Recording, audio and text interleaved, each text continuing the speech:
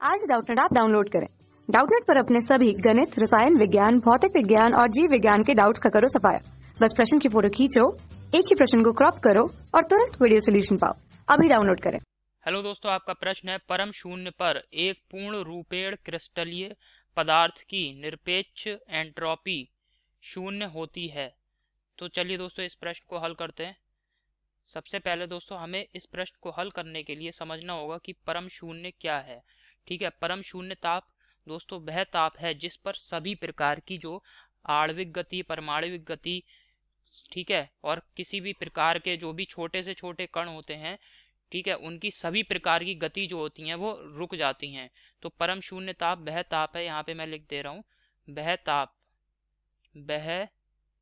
ताप जिस पर की, ठीक है, जिस पर सभी प्रकार की गतियां रुक जाती हैं, जिस पर सभी प्रकार की गतियां रुक जाती हैं,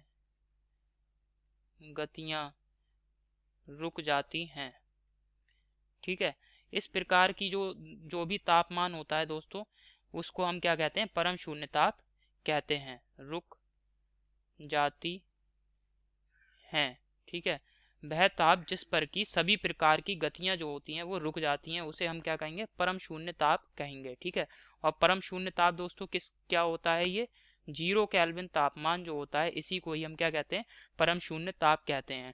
अब चूंकि दोस्तों एंट्रोपी यहाँ पे क्या है, एंट्रोपी जो होती है वो क्या चीज व्यक्त करती है, एंट्रोपी सदैव अव्यवस्था के मान को व्यक्त करती है। कोई भी निकाय या कारक है, ठीक है, उसमें जो भी अव्यवस्था होती है, एंट्रोपी उसकी अव्यवस्था की माप है। ठीक है, अर्थात अव्यवस्था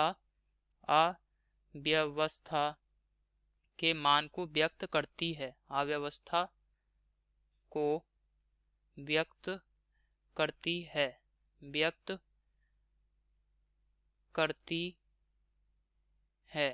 ठीक है, एंट्रोपी जितना अधिक होगी, अव्यवस्था जितना अधिक होगी, एंट्रोपी उतना ही अधिक होगी। तो दोस्तों यहाँ पे मैं जो एंट्रोपी और अव्यवस्था के मध्य संबंध है उसको यहाँ पे व्यक्त कर रहा हूँ, अव्यवस्था, और यहाँ पे मैं दिखा रहा हूँ एंट्रोपी। ठीक है, एंट्रोपी, तो एंट्रोपी और अव्यवस्था में एक संबंध है दोस्तों। ये आप देखें कि अव्यवस्था जितना अधिक होगी, एंट्रोपी का मान भी उतना ही अधिक होगा, और अव्यवस्था जितनी कम होगी, एंट्रोपी का मान भी उतना ही कम होगा। चूंकि दोस्तों 0 केल्विन तापमान पर आपने देखा, 0 केल्विन तापमान पर सभी प्रकार की गतियां जो हैं वो रुक गई।